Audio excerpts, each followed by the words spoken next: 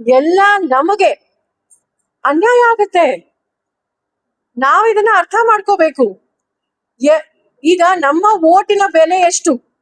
UP ಆಗೋ ಒಬ್ಬ ಮಹಿಳೆಯರ ಇಲ್ಲಾಂದ್ರೆ ಒಬ್ಬ ಓಟ್ ಬೆಲೆ ಎಷ್ಟು ಅಂತ ನಾವ್ ಲೆಕ್ಕ ಹಾಕ್ಬೇಕು. ನಾವೀಗ ಇಷ್ಟು ವರ್ಷದಿಂದ ನಾವು ನಮ್ಮ ಪಾಪ್ಯುಲೇಷನ್ ನಾವು ಕಂಟ್ರೋಲ್ ಮಾಡಿದ್ದೀವಿ. IT-BT ಅಂತ ನಮಗೆ ಒಂದು ಒಳ್ಳೆ ಹೆಸರು ಬಂದಿದೆ. ಆಮೇಲೆ ಪ್ರತಿಯೊಂದು ಇದ್ರಲ್ಲೂ ಅಷ್ಟೇ, ಎಜುಕೇಶನ್ ಆಗಿರ್ಬೋದು, ಹೆಲ್ತ್ ಕೇರ್ ಆಗಿರ್ಬೋದು, ಕರ್ನಾಟಕ ಆಗಿರ್ಬೋದು, ದಕ್ಷಿಣ ಭಾರತದಲ್ಲಿರುವಂತ ಎಲ್ಲಾ ರಾಜ್ಯಗಳು ನಾವು ಮುಂಚೂಣಿಯಲ್ಲಿದ್ದೀವಿ. ನಮ್ಮ ₹1 ಬೆಲೆ ಎಷ್ಟು ಅಂದ್ರೆ, ನಾವು ₹1 ನಾವು ಇದು ಮಾಡಿದ್ರೆ ನಾವು ಎಷ್ಟು ನಮಗೆ ಎಷ್ಟು ವಾಪಸ್ ಬರುತ್ತೆ ಅಂದ್ರೆ, ಟ್ಯಾಕ್ಸ್ ಇಂದ, GST ಇಂದ ಬರೀ ₹12 ಬರ್ತಾ ಇರೋದು ವಾಪಸ್ಸು. ಬೇರೆ ರಾಜ್ಯಗಳಿಗೂ ಅದೇ ಆಗ್ತಿದೆ. ತಮಿಳ್ನಾಡಲ್ಲಿ ಐ ಥಿಂಕ್ 23 ಪೈಸಾ ವಾಪಸ್ ಬರ್ತಾ ಅವ್ರು ₹1 ಕೊಟ್ರೆ. ಈಗ ನಾವು ಉತ್ತರ ಪ್ರದೇಶದ ನಾವು ನೋಡಿದ್ರೆ ಅವ್ರು ₹1 ಕೊಟ್ರೆ ಅವ್ರಿಗೆ ವಾಪಸ್ ಬರ್ತಿರೋದು ₹2.5. ಸೊ ಹಾಗಾಗಿ ನಮಗೆ ನಮ್ಮನ್ನ ಪ್ರತಿನಿಧಿಸೋರು, ಸಂಸದರು, BJPಯ ಮಂತ್ರಿಗಳು, ಎಲ್ಲ ಶಾಸಕರು ನಿಜವಾಗ್ಲೂ ಅವರು ನಮ್ಮ ರಾಜ್ಯಕ್ಕೆ ಅವರು ದ್ರೋಹ ಮಾಡ್ತಿದ್ದಾರೆ. ಮಹಿಳೆಯರ ಹೆಸರಲ್ಲಿ ಅವರು ಮಹಿಳಾ ಮೀಸಲಾತಿ ಅಂತ ಹೇಳಿ ಮಹಿಳೆಯರಿಗೆ ಮತ್ತೊಮ್ಮೆ ಅವರು ಟೋಪಿ ಹಾಕಕ್ಕೆ ಪ್ರಯತ್ನ ಅವರು ಪಟ್ಟಿದ್ದಾರೆ. ನಿಜವಾಗ್ಲೂ ಇವ್ರಿಗೆಲ್ಲ ನಾಚಿಕೆ ಆಗ್ಬೇಕು. ನಮ್ಮನ್ನ ಈ BJPಯ ಎಲ್ಲ ಸಂಸದರು ಮತ್ತೆ ಈ ಶಾಸಕರು ನಮಗೆ ಒಂದ್ ಕಡೆ ಇಲ್ಲಿ ಈ ಮರು ವಿಂಗಡಣೆ ಡಿಲಿಮಿಟೇಷನ್ ಸಹ ಈಗ ಮೋಸ ಆಗತ್ತೆ. ಈಗ ಮಹಿಳೆಯರಿಗೂ ಸಹ ಈಗ ಅನೇಕ ಬಿಲ್ಗಳನ್ನ ಪಾಸ್ ಮಾಡಿದ್ರು 12 ವರ್ಷದಲ್ಲಿ. ಅವ್ರೇನಾದ್ರೂ ಹೇಳಿದ್ರ, ಏನಾದ್ರೂ ಕೊಟ್ರ? ಇದು ಈಗ ಇಲ್ಲ, ಪಾಸ್ ಮಾಡ್ತೀವಿ ಆದ್ರೆ ಅದನ್ನ ಇಂಪ್ಲಿಮೆಂಟ್ 10 ವರ್ಷ ಆದ್ಮೇಲೆ, 20 ವರ್ಷ ಆದ್ಮೇಲೆ ಅಂತ ಇಲ್ಲ. ಮಹಿಳೆಯರಿಗೆ ಮಾತ್ರ ಯಾಕೆ ಹೀಗೆ? ನಮಗ್ ಯಾಕೆ? ಅವ್ರದ್ದು ಇನ್ನೊಂದೇನು ಒಂದು ದುರುದ್ದೇಶ ಏನಿತ್ತು ಅಂದ್ರೆ, ಈಗ ಅವ್ರಿಗೆ ನಾವು ಸೌತ್ ಇಂಡಿಯಾಲಿ, ದಕ್ಷಿಣ ಭಾರತದಲ್ಲಿ ನಮಗೆ ಎಜುಕೇಟೆಡ್, ಅವ್ರು ಏನೇನೋ ಸುಳ್ಳು ಹೇಳ್ತಾರೋ ನಾವು ಅದನ್ನ ನಂಬಕ್ಕೆ ನಾವು ತಯಾರಿಗೆ ಆಗಿರ್ಲಿಲ್ಲ. ಹಾಗಾಗಿ ಇಲ್ಲಿ ಯಾವುದೂ ಸಹ BJPಯ ಅವರು ಆಡಳಿತಕ್ಕೆ ಅವ್ರು ಇರೋ ರಾಜ್ಯಗಳಿಲ್ಲ. ಹಾಗಾಗಿ ನಾವು ಮುಂದೆ ನಾವು ಎಲೆಕ್ಷನ್ ಬಂದ್ರೆ ನಾವು ಎಷ್ಟು ಸೀಟ್ ಜಾಸ್ತಿ ಮಾಡ್ತೀವಿ ಅಂದ್ರೆ, ನಾವು BJP ಪರ ವೋಟ್ ಹಾಕಿಲ್ಲ ಅಂದ್ರೂ ಸಹ ಅವರು ಬಂದ್ಬಿಡ್ಬೇಕು. ಉತ್ತರ ಭಾರತದಲ್ಲಿ ಮಾತ್ರ UP ಮತ್ತೆ ಮಧ್ಯಪ್ರದೇಶ ಅವರು ಎಲ್ಲ ನಮಗೆ ಜಾಸ್ತಿ MP ಬಂದ್ರೆ ನಾವು ಅಧಿಕಾರಕ್ಕೆ ಬರ್ಬೇಕು ಅಂತ ಈ ಡಿಲಿಮಿಟೇಷನ್ ಅವ್ರದ್ದು ಇದೇ ದುರುದ್ದೇಶ ಇದ್ದಿದ್ದು.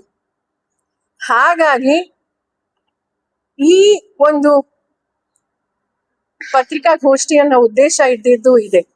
ಒಂದು, ಮರು ವಿಂಗಡಣೆ ನಮ್ಮ ರಾಜ್ಯಕ್ಕೆ, ದಕ್ಷಿಣ ಭಾರತಕ್ಕೆ ಮೊದಲನೇದಾಗಿ ಅನ್ಯಾಯ ಆಗಬಾರ್ದು.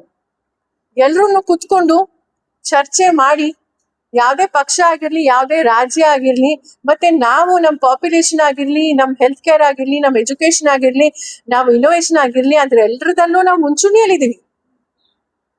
ಅದಕ್ಕೆ ನಮ್ಗೇನು ಬೆನಿಫಿಟ್ ಸಿಗಬಾರ್ದ? ಆಮೇಲೆ ಎರಡನೇದು ಮಹಿಳಾ ಮೀಸಲಾತಿ.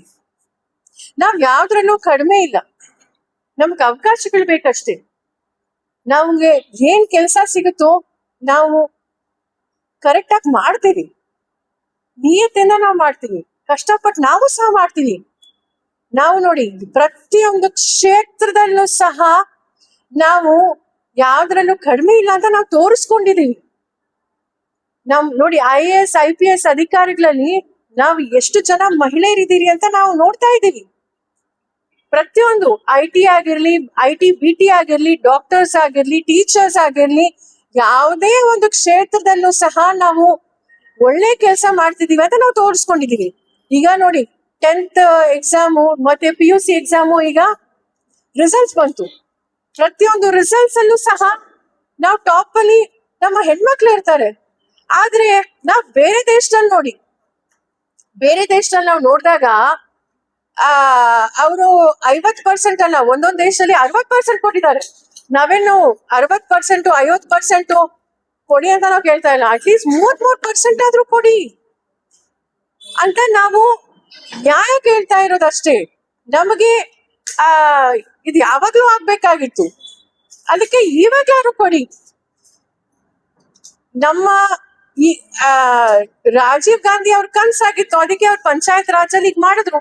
ಆದ್ರೆ ಈ ರೀತಿ ಮಾಡಿ ಮತ್ತೊಮ್ಮೆ ಈಗ ಮಹಿಳೆಯರಿಗೆ ನೀವು ಅನ್ಯಾಯ ಮಾಡ್ಬಿಟ್ಟು ಅದನ್ನೇ ತಿರ್ಗಾ ಇಟ್ಕೊಂಡು ನೀವು ಅಪಪ್ರಚಾರ ಮಾಡಿ ಯಾವ್ದೋ ಒಂದು ರಾಜಕೀಯ ಲಾಭಕ್ಕೋಸ್ಕರ ಮಾಡಿದ್ರೆ ಸರಿನಾ? ಮಹಿಳೆಯರು ನಾವ್ ನಿಮಗ್ ತಿರ್ಗಾ ಶಾಪ ಹಾಕಲ್ವಾ? ನಮ್ ಹೆಸರಲ್ಲಿ ಈ ರೀತಿ ಇಡೀ ದೇಶಕ್ಕೆ ಮತ್ತೆ ಇಡೀ ದಕ್ಷಿಣ ಭಾರತಕ್ಕೆ, ಕರ್ನಾಟಕಕ್ಕೆ ನೀವು ಅನ್ಯಾಯ ಮಾಡ್ತಿದ್ದೀರಾ. ಇದು ನಾವು ಒಪ್ಪಕ್ಕೆ ನಾವು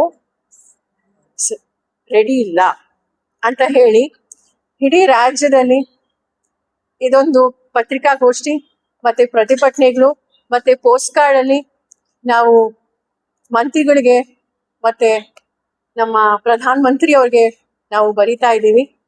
ಮತ್ತೆ ನಮಗೆ ನ್ಯಾಯ ಸಿಗೋವರೆಗೂ, ನಮಗೆ ಸಿಗಬೇಕಾಗಿರುವಂತ ಸ್ಥಾನಮಾನ ಸಿಗೋವರೆಗೂ ನಾವು ನಮ್ಮ ಹೋರಾಟ ಮಾಡ್ತೀವಿ ಅಂತ ಹೇಳಕ್ ನಾನು ಬಯಸ್ತೀನಿ.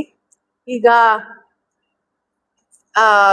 ಎಲ್ಲ ನಮ್ಮ ಮುಖಂಡರಿಗೆ ಮತ್ತೆ ನಮ್ಮ ಮಹಿಳೆಯರಿಗೂ ನಾನು ಮತ್ತೊಮ್ಮೆ ಧನ್ಯವಾದ ಹೇಳಕ್ ಬಯಸ್ತೀನಿ. ಈಗ ನಮ್ಮ ಮಾನ್ಯ